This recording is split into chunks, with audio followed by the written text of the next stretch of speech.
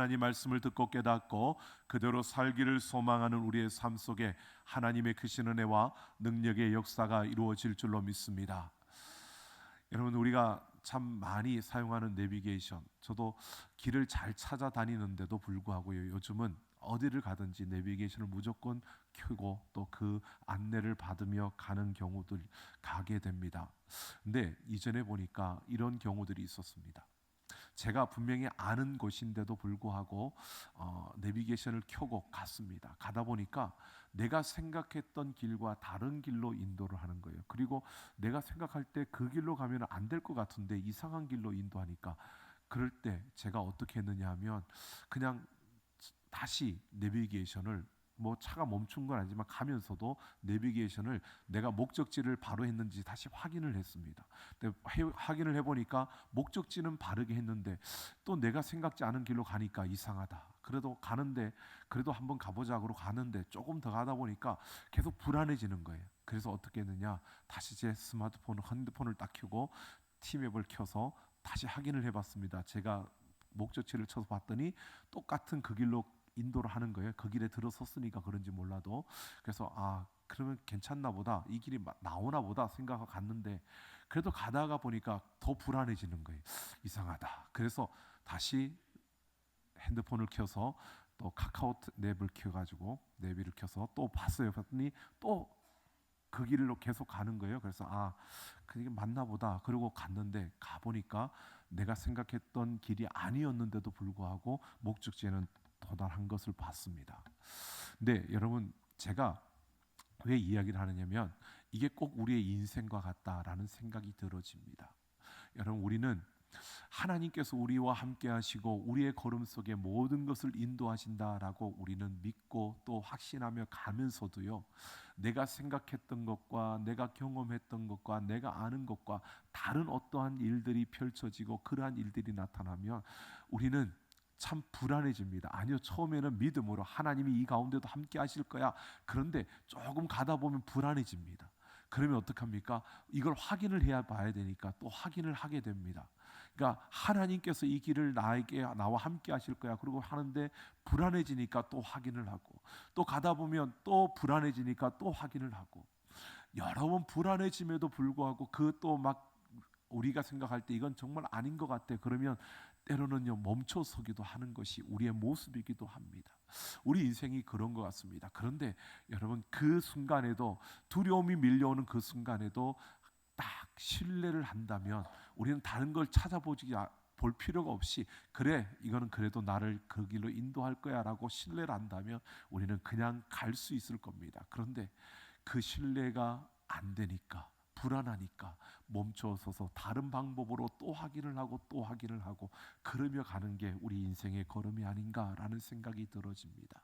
오늘 이사야 선지자를 통해서 하나님의 말씀이 이스라엘 백성들에게 계속 주어지는데, 여러분, 그들의 모습이 바로 그런 모습이었습니다. 하나님께서 말씀하시고 보여주시면 그대로 이루어진다라고 확신하고 그 하나님을 붙들고 가면 될 건데, 가다가 보면 또 불안해지고 또 많은 일들 속에서, 형편 속에서, 환경 속에서 우리는 또 멈추어 서게 되는 이러한 모습들이 계속 반복되어지는 것이 우리 인생의 모습, 바로 이스라엘을 통해서 선포되는 이 말씀을 받고 있는 이스라엘 백성들이 보여주고 있는 모습이다라는 생각이 들어집니다.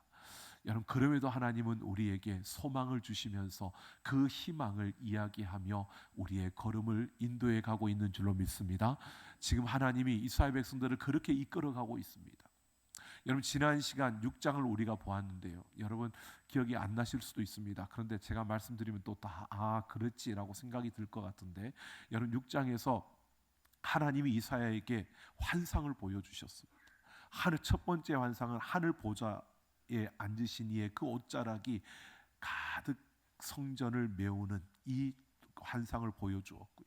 그리고 두 번째로 이사야가 입술이 부족한 백성 중에 앉아있는 자신의 그 입술의 부정함을 보았고, 스랍 하나가 그 천사가 핀 숯을 가지고 와서 그 입술에 대므로 죄를 사하여 주는 이러한 그 가운데 죄 사함을 받고 나니까 하나님의 음성이 들려졌고, 그 음성이 다른 것이 아니라 이 백성에게 하나님의 말씀이 감추어질 것이라는 이러한 말씀이, 그 말씀이 이사야에게 들려졌고요. 그 말씀을 통해서 이사야가 아파하며 그 다음 하나님 앞에 이렇게 묻습니다.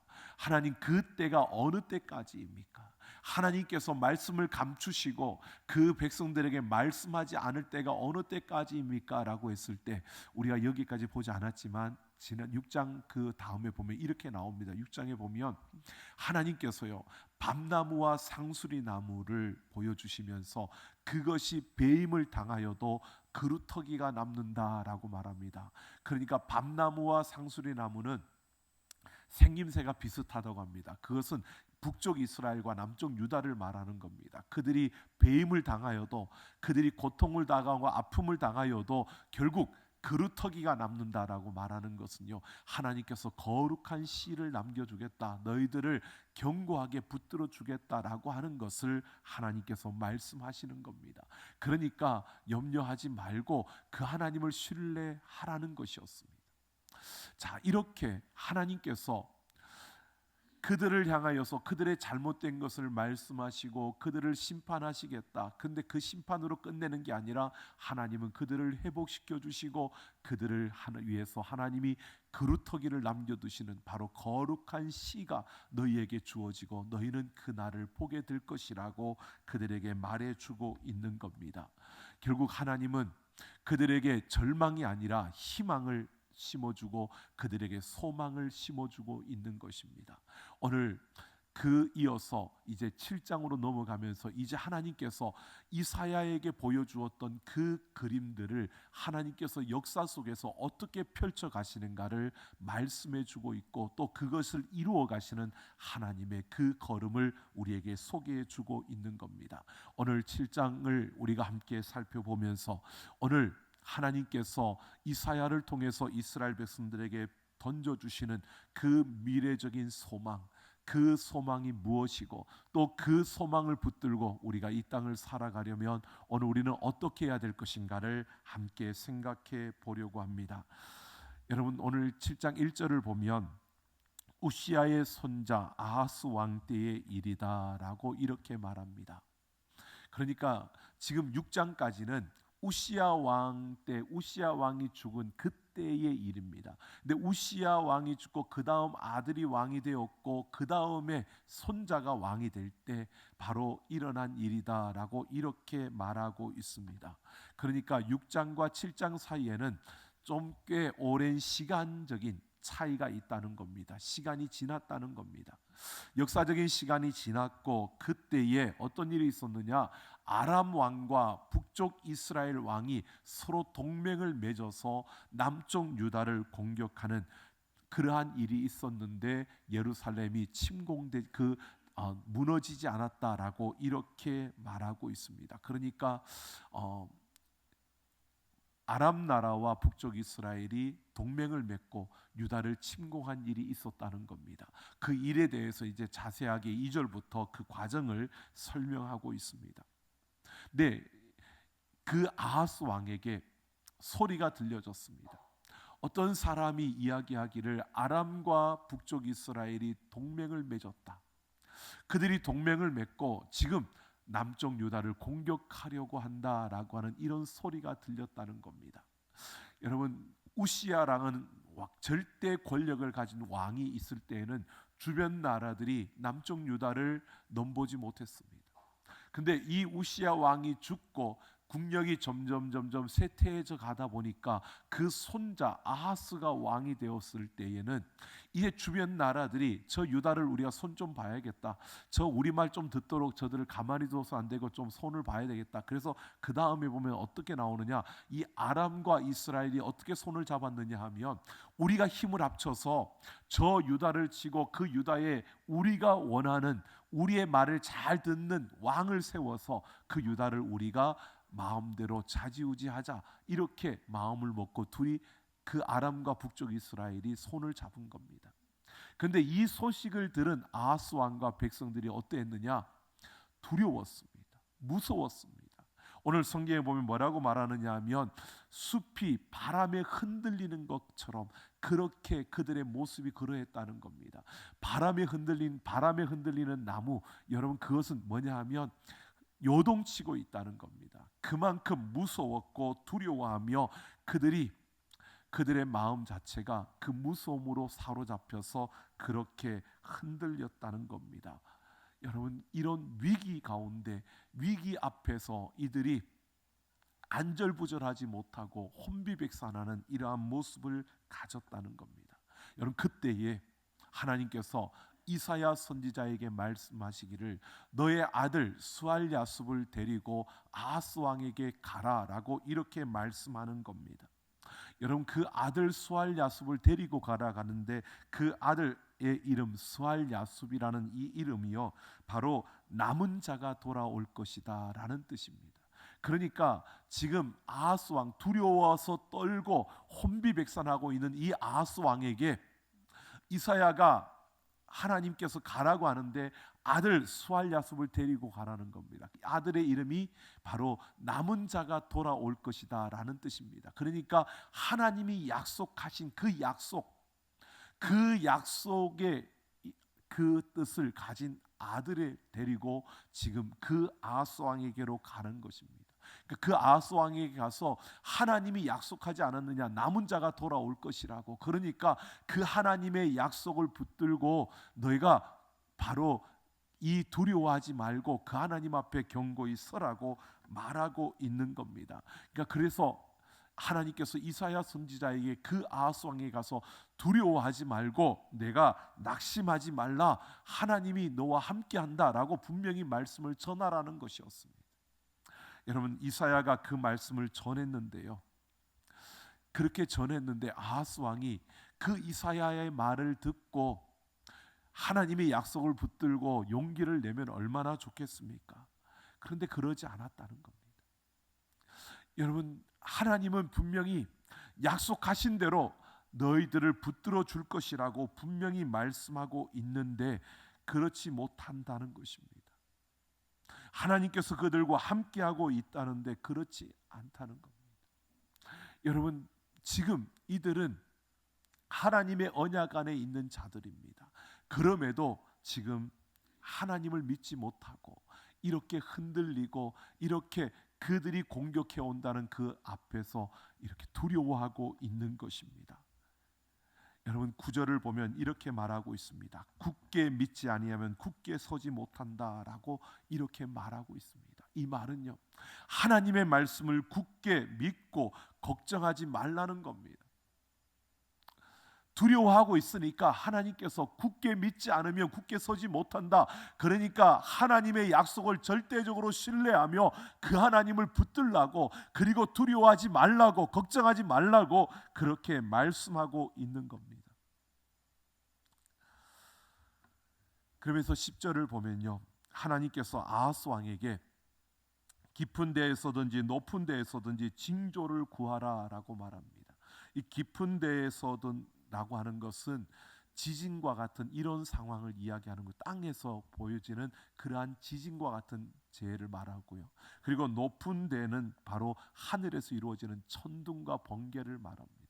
이것은 그 당시 사람들은요, 지진과 천둥과 번개가 치면 하나님의 그 권능이 나타나고 신의 그 임재가 이루어지는 것으로 보았습니다. 그러니까 내가 징조를 구하라, 하나님이 하나님이심을 보여줄 테니까, 내가 하나님임을 너에게 보여줄 테니까 징조를 구하라고 말하고 있는 겁니다. 여러분, 생각해 보십시오. 성경에서도 그렇고요, 사람이 먼저 하나님 앞에 징조를 구하지, 하나님께서 먼저 내가 너한테 징조를 보여줄 테니까 너 징조 구해봐, 이렇게 말씀하는 경우는 거의 없습니다. 사람이 두려우니까, 무서우니까 그 하나님을 믿고 싶은데, 그 하나님을 믿고 있는데 그래도 현실이 너무 힘드니까 하나님 이런 징조를 좀 보여달라고, 하나님이 함께 하시는 걸 보여달라고 사람들은 구하는데, 지금 여기에서는 가만히 보면 아하스 왕이 구하는 게 아니라 하나님께서 아하스 왕에게 징조를 구해봐라, 내가 징조를 보여줄게, 이렇게 말하고 있는 겁니다.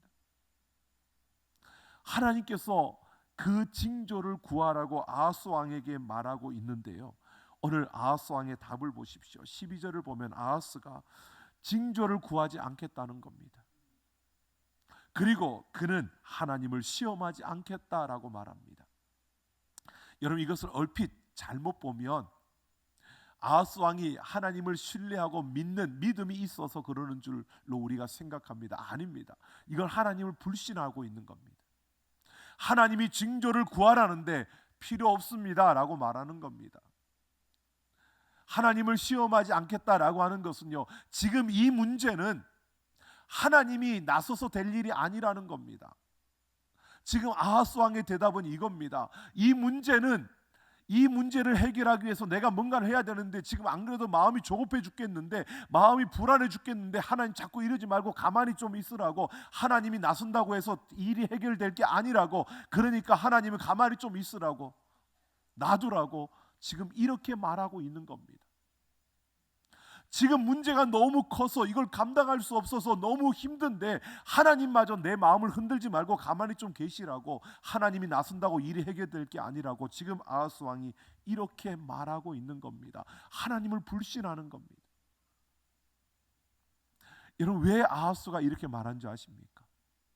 아하스는요, 지금 아람과 이스라엘이 손을 잡았다는 그 말을 듣고요, 그는 어떻게 생각했느냐? 그래, 아람과 이스라엘이 손을 잡았어. 그러면 내가 혼자서 저들을 대적하기는 너무 힘들고, 그렇다면 지금 가장 강한 나라 아수르, 그들이 우리와 손을 잡으면 이 아람과 이스라엘이 손 잡은 것보다 우리가 더 강할 수 있으니까 그러면 우리가 이길 수 있어. 이 문제는 그렇게 해결할 수 있을 거야 생각을 하고요, 그가 먼저 아수르 왕에게 돈을 주고 지원을 약속받은 그러한 상태였습니다.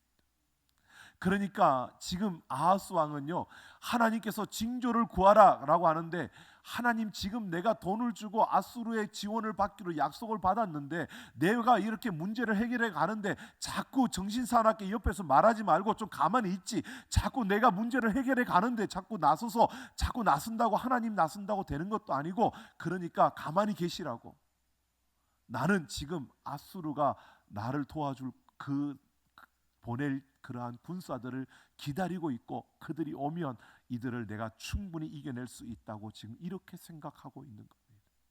그러니까 지금 이 아하스 왕은요, 하나님을 신뢰하는 게 아니라 아수르 왕과 아수르 군대를 신뢰하는 겁니다. 지금 이 앞에 주어진 그 문제 앞에서 그는 다른 것이 아니라 하나님을 붙드는 게 아니라 그는 아수르 왕과의 약속을 지금 붙들고 있는 겁니다. 그는 하나님을 의지하는 게 아니라 지금 아수르 왕을 의지하고 있는 모습을 보여주고 있는 겁니다. 그러자 13절을 보면요, 바로 이사야가 하나님의 언약을 붙잡고 있어야 될 다윗의 집이여 라고 말합니다. 여기서 유다를 다윗의 집이여라고 하는 것은 이런 의미입니다. 다윗의 집이라고 하는 것은요, 하나님께서 다윗에게 약속하신 그 언약이 있는 집이라는, 그 언약 안에 있는 나라를 말하는 겁니다. 다윗에게 주신 약속은 다른 것이 아니라 다윗에게서 나는 자들이 왕위를 이을 것이고 그 나라가 영원할 것이라는 하나님의 약속이었습니다. 그래서 하나님께서 다윗에게서 난 그 아들로 인하여 그 유다의 왕들이 이어지게 했고, 결국 그 후손에게서 예수 그리스도가 나게 하신 겁니다. 이 언약입니다. 이 다윗의 집이여라고 하는 것은 이 언약 안에 있는 자들이여라고 말하는 겁니다. 너희는 이 언약 안에 있는 사람들인데, 너희는 이 언약 안에 거하는 자들인데, 지금 뭐라고 하느냐면 사람을 괴롭히고서 그것을 작은 일로 여겨 또 나의 하나님을 괴롭히려 하느냐라고 말합니다. 너희가 이 언약 안에 있는데 언약 밖에 있는 사람들처럼 그렇게 통치를 잘못해서 나라를 잘못 다스려서 백성들을 괴롭게 만들고 힘들게 하더니 이제는 그 언약을 놓고 너희가 사람을 의지함으로 하나님을 힘들게 하고 하나님을 고통스럽게 할 것이냐라고 이렇게 질책하고 있는 겁니다. 하나님의 언약 안에 있다면 하나님을 신뢰하고 하나님을 붙들고 그 하나님과 함께 해야 되는데, 그 하나님의 약속을 붙들지 못하고 인간의 방법으로, 인간의 생각으로 그 문제를 해결하려고 하는 이 아하스 왕을 지금 책망하고 있는 겁니다. 그러면서요, 오늘 14절에서 하나님께서 그냥 책망으로 끝나는 게 아니라 내가 너희에게 친히 징조를 보여주시겠다 라고 말씀하시면서 그 징조로 보라, 처녀가 잉태하여 아들을 낳을 것이요 그의 이름을 임마누엘이라 하리라 라고 말씀합니다. 여러분, 우리가 잘 알고 있는 말씀이죠. 처녀가 잉태하여 아들을 낳을 것이요 그의 이름을 임마누엘이라 하리라. 여러분, 우리는 예수님이 오신 이후의 세대이기 때문에 이 임마누엘 하나님, 바로 예수 그리스도를 우리는 알고 있습니다. 하지만 여러분 생각해 보십시오. 이전 세대입니다. 예수님이 이 땅에 오시기 이전 세대, 이들 지금 이 말씀이 선포되고 있는 이사야의 입술에서 선포되는 그때의 그 백성들의 마음으로 한번 들어보십시오. 여러분, 다윗의 집에서 왕위가 끊어지지 않을 것이다 라고 하는 이 언약을 알고 있는 자들에게, 그 언약 안에 있는 자들에게 지금 말씀하시는 것이요, 보라, 처녀가 아들을 낳을 것이요 그의 이름을 임마누엘이라 하리라. 너희와 함께 하신다. 왕이 너희와 함께 하시는 왕. 여러분, 그러니까 왕이 계속 나서 함께하는, 우리와 함께하는 메시아, 우리를 구원할 그런 왕이 우리에게 주어질 것이라는 약속입니다.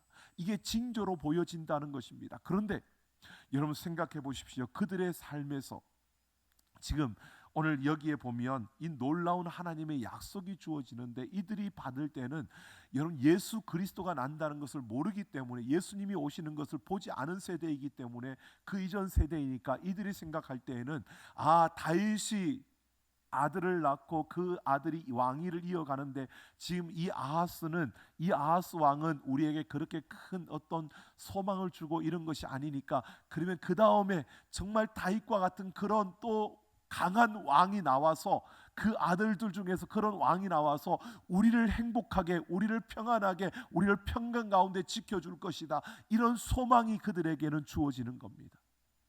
이렇게 소망을 했는데 여러분 역사적으로 보십시오. 그 다음에 왕이 나서도요, 아니요, 그러지 못했습니다. 여러분, 남쪽 유다의 왕이 20명의 왕들이 있었는데 그 중에 하나님 앞에서 정직하고 선한 왕으로 칭함받는 이들이 4명밖에 없습니다. 그러니까 이번 왕은 정말 우리에게 좋은 소망을 줄 거야, 이렇게 소망하면서 봤는데 결국 또 실망하게 되고, 이것도 아닌 거야, 또 소망했는데 아닌 거예요. 여러분, 이것을 우리가 어떻게 알 수 있느냐? 여기에 보면 보라, 처녀가 아들을 낳을 것이요 라고 했는데, 이 처녀라고 하는 이 단어가 우리는 신약 시대에 와서 마리아, 동정녀 마리아를 우리는 알고 있습니다. 그러니까 이해가 되지만 그 당시에는 이 처녀가 아들을 낳는 것, 그러니까 남자 없이 처녀가 아들을 낳는 것에 대해서 성령으로 감동으로 아들을 낳는 것을 그 당시에는 아무도 이해할 수 없는 세대입니다. 그러니까 이들이 이 말씀을 옮겨 적을 때, 여러분 이 처녀라는 단어를요, 알마라고 그렇게 써 있습니다. 그런데 원래 동정녀라고 하는 단어는요, 파테노스라고 하는 단어를 쓸 수 있습니다. 처녀라는. 근데 여기에서 알마라고 하는 단어는 젊은 여인입니다. 그러니까 왕이 젊은 여인을 통해서 또 그 후손을 봤을 때 그가 왕이 되어서 우리와 함께하는 그런 왕으로 주어질 것이라고 백성들은 그렇게 소망을 하고 이 말씀을 그렇게 받은 겁니다.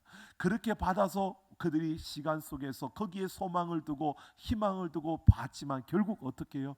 그들에게 희망이 아니었습니다. 또 절망하고 이것도 아닌가 봐. 또 다른 것은, 또 다른 왕이 세워질 때 또 희망을 갖지만 그 왕도 또 아니었고요. 이게 여러분 역사 속에서 계속 우리에게 보여지는 패턴입니다. 사람들이 무언가의 소망을 갖게 됩니다. 무언가의 희망을 걸게 됩니다. 근데 결국 그 희망이 아니야. 이건 아니야. 나는 이것이 정말 나를 행복하게 만들어 줄 줄 알았는데 살아보니까 그게 아니야. 이렇게 되어지는 겁니다. 결국 여러분 어디에까지 이릅니까? 예수 그리스도에게까지 이르는 겁니다. 여러분 지금 이 말씀은 우리에게 이렇게 말하고 있는 겁니다.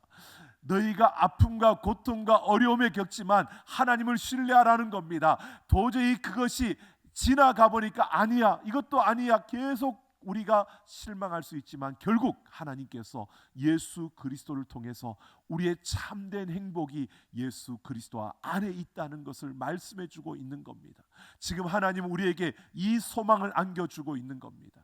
여러분, 우리의 참된 행복은 예수 그리스도 안에 있는 줄로 믿습니다. 우리가 하나님의 언약 안에 있다는 것은 예수 그리스도 안에 있다는 것입니다. 그러니까 너희가 굳게 믿으면 굳게 선다는 것은요, 다른 것이 아닙니다. 내가 예수 그리스도 안에 있으면 우리는 견고히 설 수 있고요, 내가 예수 그리스도를 믿음으로 살아가면 우리는 참된 행복을 누리게 될 줄로 믿습니다. 이것을 우리에게 말씀해 주고 있는 겁니다. 우리의 삶도 그렇지 않습니까? 예수님을 믿는다고 말하면서도 우리 세상에서 한번 보십시오. 세상 사람들이 그렇게 살아가니까 우리도 살면서 그럽니다. 여러분, 이 직장에만 들어가면 다 잘 될 것 같고, 이 직장에만 들어가면 내가 정말 행복할 것 같고, 모든 게 다 풀어질 것 같은데, 물론 그 직장에 들어가기 위해서 그래서 온 힘을 다합니다. 그리고 들어갔는데 여러분 어떤가요? 들어가서 처음은 조금 좋은데 조금 지나가면 여러분 다른 직장이나 그 직장이나 똑같죠? 아닌가요? 여러분 그렇지 않습니까? 물론 다 결혼하셨으니까 그냥 아무런 표시는 내지 마십시오. 자, 젊었을 때, 청년 때에 여러분 나는 이 여자와 이 남자와 결혼하면 나는 정말 행복할 것 같아. 그래서 여러분 그냥 눈이 확 뒤집어져서 그 남자 그 여자를 꽉 붙들고 결혼을 했는데, 여러분 살아보니까 그 나물의 그 밥 아닌가요? 그게 우리 인생 지금 이 역사가 흘러가는 그 패턴이에요. 근데 결국 뭐냐? 우리가 하나님의 언약 안에 있고 예수 그리스도 안에 있을 때 참된 행복이 있고 우리는 굳게 서게 될 줄로 믿습니다. 바로 우리 인생의 유일한 희망, 그 소망은 예수 그리스도라는 사실을 오늘 우리에게 말씀해 주고 있는 겁니다. 그러니까 그 하나님의 언약 안에서 그 하나님을 신뢰하며 우리에게 어떤 일들이 주어지더라도 두려워하지 말고, 그것 때문에 우리가 염려하지 말고, 그것 때문에 우리가 아파하지 말고 예수 그리스도를 붙들고 그 언약 안에서 달려갈 수 있는 우리 모두가 되기를 예수님의 이름으로 축원합니다. 예수 그리스도만이 우리의 유일한 희망이요 소망이라는 것입니다. 전도서 1장 2절과 12장 8절에서 솔로몬이 이렇게 고백합니다. 헛되고 헛되도다, 모든 것이 헛되도다라고 고백합니다. 여러분, 솔로몬은 최고의 권력을 가진 자였습니다. 하나님이 그에게 지혜를 주셔서 뛰어난 지혜를 가진 자였습니다. 그런데 그것을 가지고 많은 학문을 파보았는데, 그런데 그 결론은 헛되다는 것이었습니다. 많은 풍성한 재물을 가지고 누려보았는데 그것도 헛되다는 것이었습니다. 권력을 가지고 그 권력을 행해보았는데 그것도 헛되다는 겁니다. 솔로몬에게 첩이 1000명이나 있었습니다. 여러분, 그렇게 많은 여인들을 거느리고 그 쾌락을 추구하며 살아보았는데 결국은 헛되다는 겁니다. 많은 인생들이 쫓아가고 많은 인생들이 추구하고 많은 인생들이 원하는 것들을 다 가져봤는데 결론은 헛되다라는 것입니다. 결국 하나님을 찾고 하나님만을 희망으로 삼는 인생이 복된 인생이라는 겁니다. 하나님을 두려워하며 경외하며 그 하나님의 약속 안에 거하는 자가 복된 인생이라는 것입니다. 여러분 살아봐야 나는 안다 그러지 마시고요, 다른 인생이 살아본 그 걸음을 보면서 우리는 지혜롭게 내 인생도 그렇겠구나 라고 생각을 하시고, 여러분 우리의 걸음 속에서 하나님의 언약 안에 머물고 예수 그리스도를 붙들고 굳게 서는 우리의 인생이 되기를 예수님의 이름으로 축원합니다. 여러분, 독일 나치 때에 코리 텐 붐이라는 여사가 유대인들을 숨겨주었다는 그 제목으로 붙잡혔습니다. 그리고 40일 동안 그가 독방에 갇혀 있을 때, 그 혼자 독방에 갇혀 있다 보니 너무 무서웠습니다. 두려웠습니다. 그래서 정신착란이 일으킬 정도로 그만큼 무섭고 두려웠는데요, 그때 그녀가 하나님, 내 믿음이 흔들립니다. 내가 견딜 수가 없습니다. 두렵습니다. 하나님, 차라리 나를 데려가 달라고, 내 생명을 끊어달라고 그렇게 울부짖었는데요, 그때 하나님이 음성을 들려주시더랍니다. 옆에 있는 개미를 봐라. 그래서 그녀가 눈을 크게 뜨고 주변을 살폈더니요, 한쪽 구덩이에 개미 몇 마리가 이렇게 움직이는 게 보였습니다. 봤더니 구석에 있는 빈틈으로 개미가 들어가더랍니다. 그때 하나님께서 또다시 그녀에게 이렇게 말하더랍니다. 너는 지금 피할 곳이 없다고 생각하지만 내가 있지 않느냐? 내가 너를 끝까지 사랑하고 내가 너를 끝까지 붙들 것이다. 그러니 두려워하지 말라. 이 말씀이 들려지는데요, 그러면서 그녀는 그 순간부터 그래, 하나님이 나와 함께 하셔, 하나님이 나를 붙들고 계셔, 그렇게 말하는 가운데 예수 그리스도의 십자가의 그 은혜와 사랑이 다시 그녀를 덮는 그러한 그 능력을 덧입게 되었고요, 고통스러움이 사라진 게 아닙니다. 고통스러운 날들은 더해져 갔는데 그녀는 오히려 그 속에서 기뻐하고 감사할 수 있었다고 말합니다. 여러분, 우리에게 주어지는 고통과 그 아픔이 문제가 아니고요, 내가 하나님의 언약 안에 있고 내가 하나님을 붙들고 있고 내가 굳게 그 하나님을 믿는 믿음 위에 서 있느냐, 이게 중요한 것입니다. 여러분, 우리에게 주어지는 아픔들, 어려움들, 여러분 현실의 그 상황과 형편과 그 환경들, 여러분 그것들을 바라보면 우리는 흔들릴 수밖에 없고요, 두려울 수밖에 없고요, 염려할 수밖에 없습니다. 하지만 그 너머에, 현실과 현상의 너머에 계시는 그 하나님의 손길, 그 모든 것을 움직여 가시고 우리를 붙드시고 우리를 위하여 십자가에서 그 사랑을 보여주신 예수 그리스도의 그 은혜 안에 우리가 서 있음을 볼 수 있을 때, 여러분 우리는 그 모든 어려움을 이겨낼 수 있는 겁니다. 여러분, 우리 모두가 어려움이 없는 게 아니고요, 고통스러움이 없는 게 아닙니다. 여러분, 믿음으로 이겨내는 우리가 되기를 소망합니다. 여러분, 이 믿음으로 살아가는 우리가 되기를 원합니다. 우리가 언약 안에서 예수 그리스도를 믿는 믿음으로 살아가는 것, 여러분 그것은 다른 것이 아닙니다.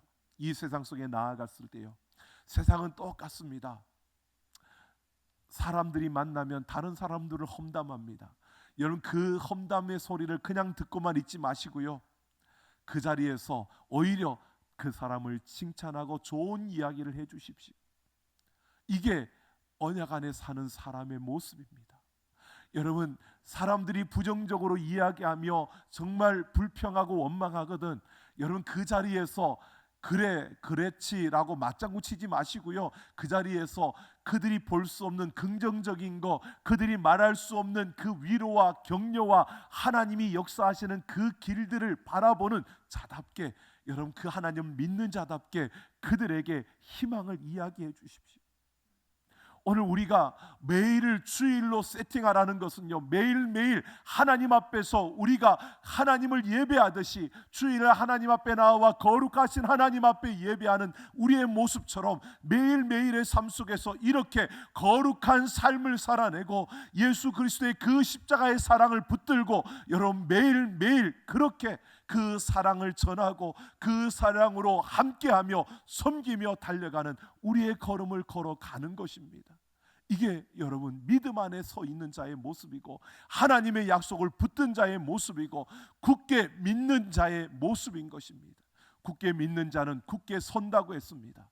여러분, 우리가 굳게 믿지 못하면 굳게 서지 못한다는 것을 기억하시고요, 우리의 삶에서 여러분 매일매일 믿음으로 달려가는, 그래서 여러분과 함께하는 이들에게 긍정의 아이콘이 되시고 희망을 줄 수 있는 희망의 아이콘들이 되기를 예수님의 이름으로 축원합니다.